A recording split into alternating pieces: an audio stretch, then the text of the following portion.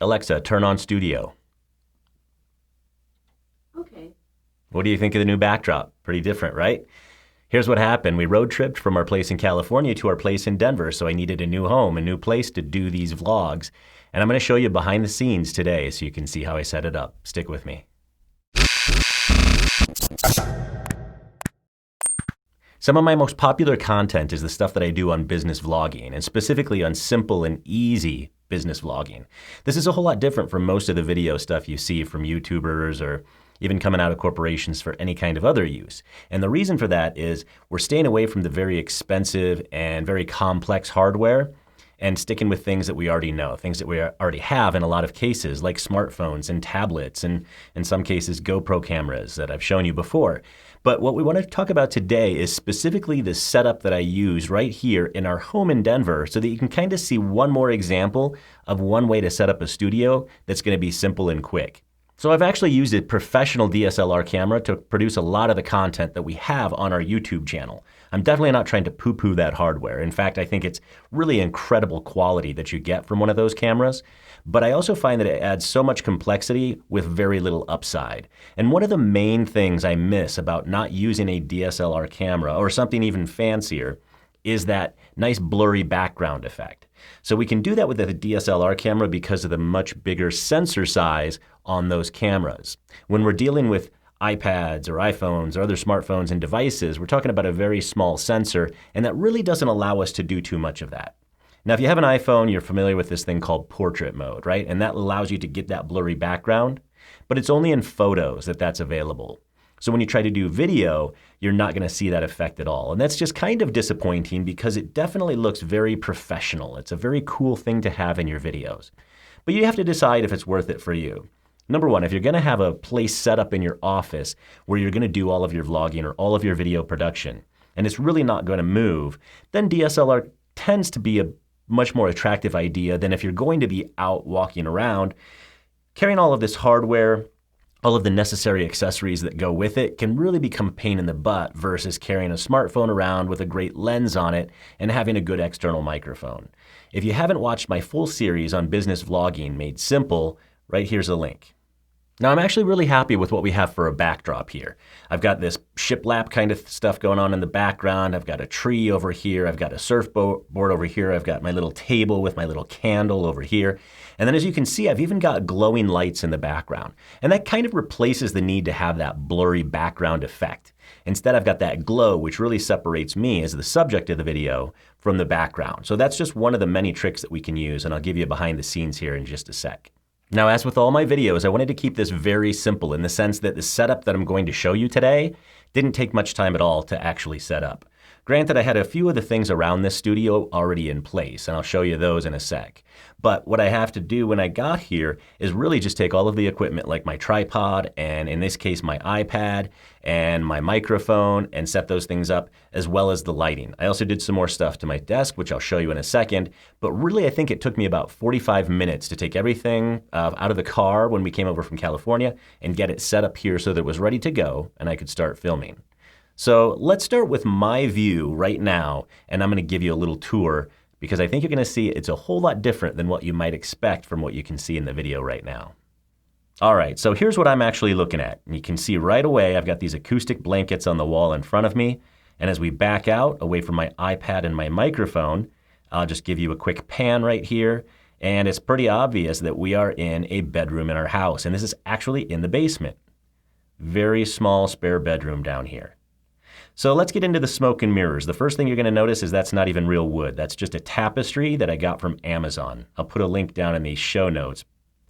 And then down here we've got the lights that you actually see, and just got a couple little cheap spotlights from Amazon as well, one lamp, but those are all just pointing upward to get the glow effect. Now, one of the things you're probably already seeing is that it's kind of messy, kind of hacked together, and that's okay because number one, that's actually pretty common for studios like this. But number two, this is not a permanent setup for me. We're always at different places around the country. I like to be very agile so I can go anywhere, take my equipment, set it up, just get some sort of a good backdrop, something that's going to be within that scene and look professional enough, and not really worry about setting it up and cleaning it up any more than that. Now, that does depend on how you're going to use your studio and how you're going to film. When we did our See You Daily podcast vlog last year, completely different scenario where we were always going to be sitting in the same 2 chairs in the same place. So I actually framed up with studs walls just for the studio, covered those walls in carpet for the acoustic properties, and then had all of the cables and wires from all of the equipment hidden behind those walls. So you walk in and everything was just super polished and dialed in. But in this case, sometimes I'm going to be filming from down in this studio. Sometimes I might be upstairs. A lot of times I'm outside. You've probably seen my videos where sometimes I'm on the beach in the sand or I'm standing in front of the city skyline. I like to have that variety, which means I don't want to put a lot of time into actually getting the stuff set up. I just want to do enough so that I can get some good footage. Now you'll notice over here that I've got this window well open. And I actually pulled back the acoustic blanket that I had covering that originally, because I really wanted to get that natural light in, especially with it being off to the side here. I get a really nice kind of natural light on this side of my face and not on this side, and that's kind of a cool effect in terms of lighting. But it's not good enough to work on its own, so I augment it with these box lights. And I've shown you these before. I'll include the link in the show notes again. These are so inexpensive. They're like sub $100 for a perfectly fine light. And they're very versatile. So I've actually got one right here, the key light, which is slightly off to the side, pointing at that same side of my face that the window's on. And then the other one I have pointed really over at the wall a bit so that I get a reflection off of the blanket. I don't want that one to be as strong because I want that one side of my face to be darker than the other. That's kind of just a lighting trick. If you watch interviews or other video now, you'll probably see it all the time. You'll notice that it just is always going to be darker on one side of a person's face than on the other, and it gets you some really healthy kind of shadows on your face. Not the bad stuff that you would get from only using overhead lights in your shots, of course, but just being able to have some sort of dimension. If I left that light off completely, I'd have even more shadows on this side of my face, which is fine. It looks cool. But that's a little more dramatic than what I want for business vlogging. It's something that we might use in other scenarios. Now I've also got these acoustic tiles, and these are about the cheapest ones you can find. I've got them in the window well over there. And by the way, I've also got this cushion down here. I really took some random cushions from spare furniture we have in the basement here, and I just kind of tossed them around in the room so that they help dampen some of the echo. I've got a bunch of the acoustic tiles right up here on the ceiling, just pinned those on there. Just like I pinned the acoustic blankets all over the wall, so it was really quick to do. I even threw a few right here on my desk, and the reason for that is when I'm speaking, one of the main areas where I'm going to get an echo would be right off of the desk itself, so I have those there to catch that reverb right off the bat. Now here's an important note. Most of the videos that I've been doing lately are actually in my dining room at our place in California. And that room, number one, is a big room. It has virtually no carpet, a couple of rugs that are sitting down, otherwise it's hardwood floors. And we've got that entire wall of glass on the left-hand side, all of the walls that are just drywall, and then all the kitchen, which is nothing but hard surfaces. That place is an echo chamber. And it's okay because the audio still ends up being good. Once we edit it in our software on our iPads, the way I've shown you before, you can really get rid of that pretty easily just with a little filter that's built in to say, reduce echo. So I don't need to do this much work in here, but I figure since we're not using this room for anything else, might as well. I've got the blankets, so I throw them up there. I've got the acoustic tiles, so I throw them down. But you can get by without them. Don't feel like you need to have that unless you do have a dedicated studio and want to put in the time and the minimal cost. So taking a look at the actual hardware setup over here, you see that I've got an iPad that I'm using today. I do swap that out regularly, so sometimes I'm going to be using an iPhone. I've got the Rode VideoMic Pro on a boom. This is one of my favorite microphones. You know that I like that Rode Wireless Go a lot. It's very versatile. It allows me to walk around and always have the same quality of sound no matter what direction I'm facing. I don't have to worry about being close to the microphone, like a boom microphone like this one. But what I do like about this one when I'm in a controlled set environment like this studio is that I don't have to wire up at all. I don't have to worry about putting anything on my shirt anywhere, figuring out where a clip is going to go. I don't have to worry about unclipping if I'm going to leave. It's just always on and it's always connected, so I can just sit down, start filming, and I know the audio is going to be great. So for that reason, this one tends to be my favorite when I'm in a studio, and when I'm out and about, I really like that Wireless Go. So if we walk around here, you'll see that I've just got this carbon fiber mount that I've talked about before. It's pretty much the only decent option for the iPad 12.9 inch that I have. And I just have that connected to my standard tripod, and then I'm using my cables from the microphone. Now, if we walk around to this side, I want to show you something. Notice that I've got this little clip on here. This is kind of a little hack that I figured out on my own. So it's actually a clip-on lens, and it's meant to put right on your smartphone, and you put it right over, say, the camera, and you line it up just right, and then it has all these different lenses that screw on there for telephoto, macro, fisheye, a lot of stuff it tends to be built into phones today. So I've had this one for a couple of years, and it was just lying around. So what I do is I just take it and I clip it onto my iPad. It's not covering up the camera, it's actually above the camera. But the reason I put it on there is because it gives me something to look at.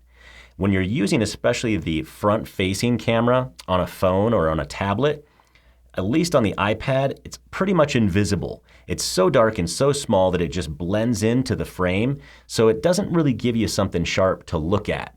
And the problem here is that whenever you're using the front of a phone or the front of a tablet to film the way I am right now, it's so easy to look at yourself. And when you do that, it's pretty obvious, and I think it's pretty off-putting. So here's the difference. This is me looking into this clip-on lens that I have stuck there, and this is me when I accidentally look over at myself. See the difference? This is not the way that you want to talk to your audience. You want to talk to your audience by making eye contact.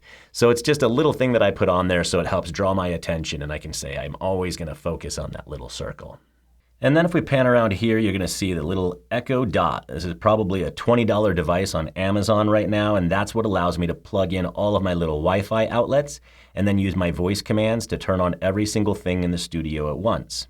I know it's kind of geeky, but I think it's really fun because between this box light and the microphone and the charger for the iPad and the lights that are behind me, it's a lot of stuff to turn on and off, and sometimes you can forget. So being able to just walk in, walk out, and give a voice command is super handy.